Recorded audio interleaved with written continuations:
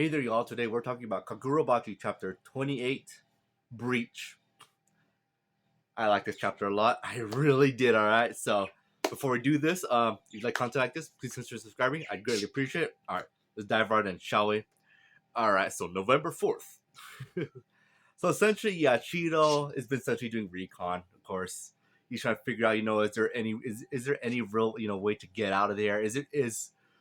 Uh, I almost said Hakuri, the son. Kiora, is he really telling the truth that there's no way to get out?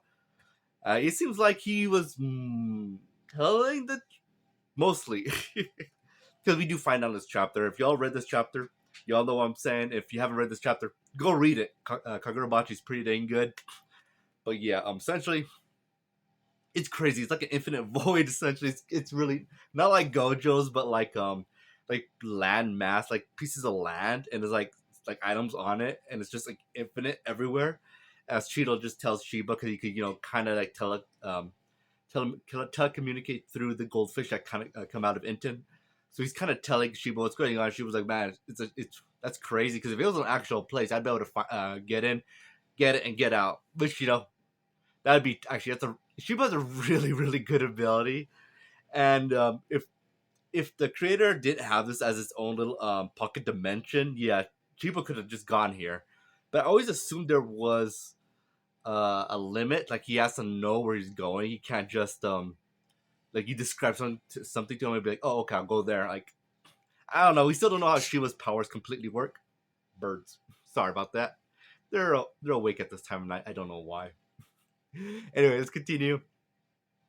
And essentially they call Hakari to come over, and I like this part where you see Hakari, uh, Char, and now all playing. Look at they're throwing rocks at Hakari. I know they're not, but you see as Cheeto calls Hakari over, he looks over and the rock hits him, and he goes over and they kind of tell they ask Hakari, Cheeto, Shiba ask him, so is there have you ever seen anyone else go through, or have you ever seen how the leadership gets passed through? Have you ever seen anything like that? And Hakari says, well, yeah, well, my grandpa was in charge, but he got ill, so he gave it to my father. But I didn't witness the ceremony itself or anything like that, which is unfortunate, as Cheeto thinks to himself. So is Hakari, not Hakari, Kiora, is he telling the truth? And then we go to November 6th, as Cheeto finds a door. And yeah, as he talks to Chiba, like, yeah, he sees this door here, and he sees other weapons that seem like they don't belong there, but they're like swords. They're just stuck in the ground, which we saw in the previous chapters that Kiora uses to summon for his children to use. Pretty cool. That's actually a really, really cool ability. And she was like, so what do you think it's for? And he's like, I don't know, because any of the guards that go there, or any of the people that go into the storage room, they never use the door whatsoever. So Cheeto and Shiba just kind of talk about it, thinking about, so could this be like a failsafe? Like, could this be like something that they could go in and out of, like in case if anything bad happens to the to the actual leader?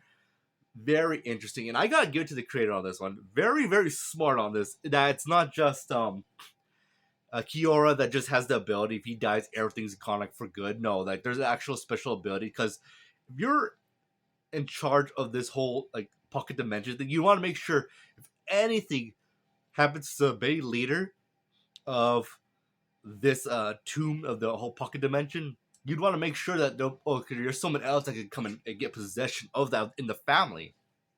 Good stuff there. I'm glad it's just not just all on Kiora. That there's more to it. Like anyone could get it, as long as it's passed on through lineage in the lineage of the family. So again, very cool. I like that one. That's a neat idea.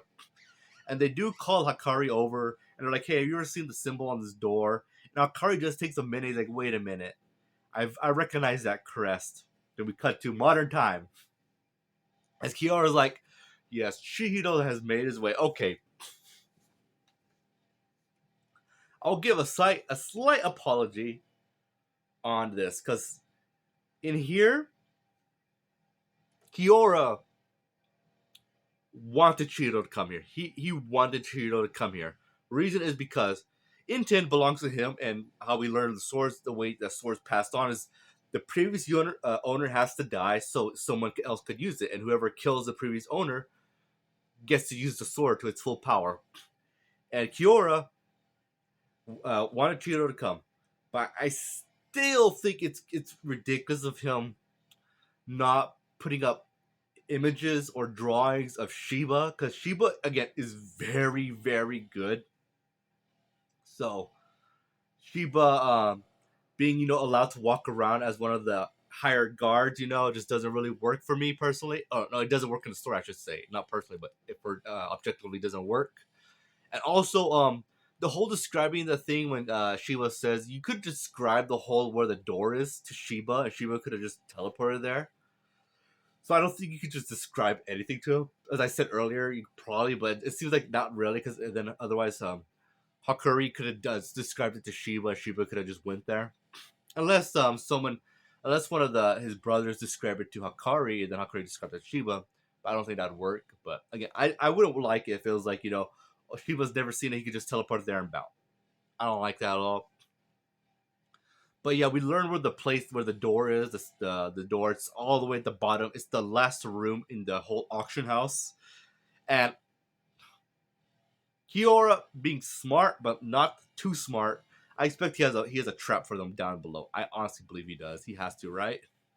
Even if it's just a bunch of more assassins, there's got to be something there, right? And we got some of the people just shouting, "What, Cheeto's here? All right, that 50 mil is ours." As they try going after Cheeto, and Kiara just says, that yeah, Cheeto will more than likely figure out there's a house down there, which he'd more likely know that from Hakari, even though he's not been the best guy, a soldier of his own children, that he was willing to kill him. That's messed up. But he's like, now that Cheeto's come here for the people to kill him, he's worth more. Him and Inti just makes the price of Inti just go up higher than the other sacred sword. So whoever kills Cheeto, no matter what, it just makes that sword worth more. And my conscience is clear because Cheeto came here of his own volition. If he dies, he dies. Oh boy. Then we cut to Shiba arriving in the car with Hanao, Hakari, and Sleeping Shar. It's adorable. And he has Mr. Inazamua, the kid from the last chapter. I'm glad he has the kid. He put him in the car because that kid easily would just got in the way, and we could get more of him later on.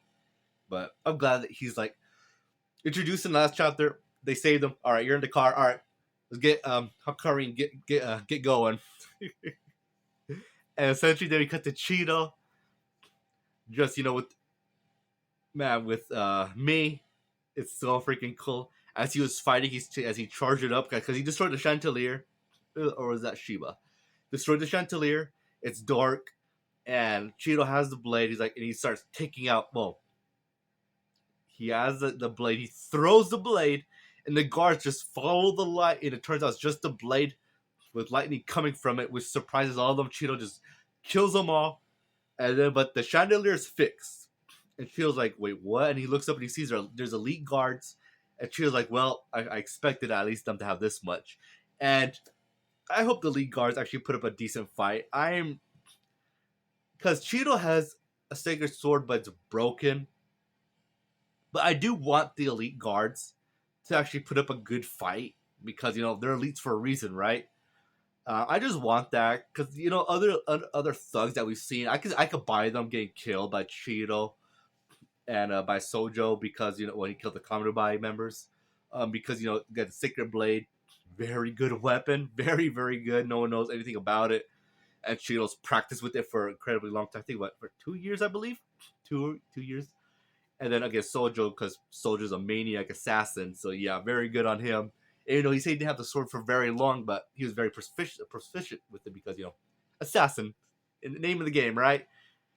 And then the wall breaks down behind him as he turns around, and we see Kagurabachi, number one waifu, only waifu. He could. I am so sorry. I messed up our introduction.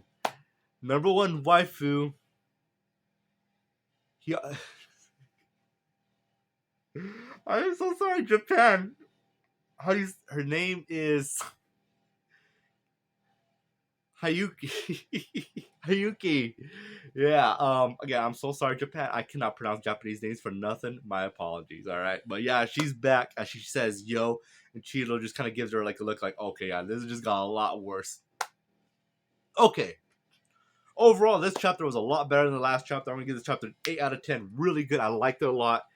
The only complaint I would have is Cheeto just being okay. Cheeto being able to use Enton, the goldfish ability to, kind of telepathically connect to it. I like that, and he does say that since it's another dimension, he can't be with it for very long, so his connection breaks. But it does seem like he was able to do it for quite a little while to kind of get the whole layout of the area. Um, Again, that's just a nitpick of mine. I'm not counting that against the story whatsoever because I think the story did handle it mostly well, I would say. My problem is he was able to seem to have done that for longer than what I previously think was established. Where it's like I know it's not like the actual metaphor way where it shows like it's like a like a fishbowl, and the more he uses, the more it drains. Again, we don't know how much he uses it, how fast it drains. So I think there's enough wiggle room for that to work. Just for me, it seems like a few days he's been using it, but it works. Again, not for me, but it works in the story. Okay, now let's talk about what in the world is the Kanubai thinking. Was it the plan for them to buy the sword? I get it. There's two swords that threw a wrench in their plan, and Hiyaki. Why can't I say her name all of a sudden? My last videos I was able to say her name. But yeah, she came in. I'm assuming is because Cheeto came in, started a commotion, and a counter by like, just screw it. You know what? Let's go in and just do our thing and just capture all these criminals and Kiora and all that. But yeah, if it turns out in the next chapter that she did this on her own and it was against the orders, that I know she's hot headed, but this hot headed, I don't know about that. But unless Cheeto's sword hit to her head did more damage than we thought, which is possible to be honest. It really is possible. But yeah, it's a very interesting thought. Unless the Conrad buyer, like, screw it. Cheeto, he went in, he's trying to get the sword. You gotta get the sword before him. Even though more than likely, they know, they probably wouldn't know. But I would assume they're I don't know. We'll see in the next chapter, all right?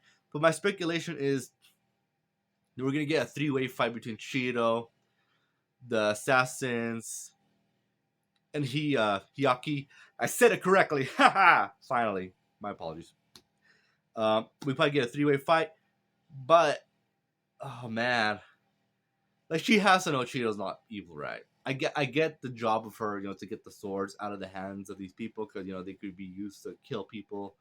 But she has to know that it's better in Cheeto's hands than in these criminals. Like, it has to be, right. I believe she's that smart. Probably not the brightest after the hit to the head, but we'll see. Right again, this is just speculation. Let me know what you guys think about what can happen next chapter. You think the Kagurabachi are just gonna jump in? You think we're gonna get a three-way fight? Let me know what you guys think. All right, and if you guys think I was a little too harsh in this chapter, please let me know. All right, I'd be curious to hear what you guys have to say in the comment section. And that concludes my video. Again, really good chapter. I like it, and man, I'm not gonna lie, Kagurabachi is still hype. Anyway, you guys take care and have a good one. Later.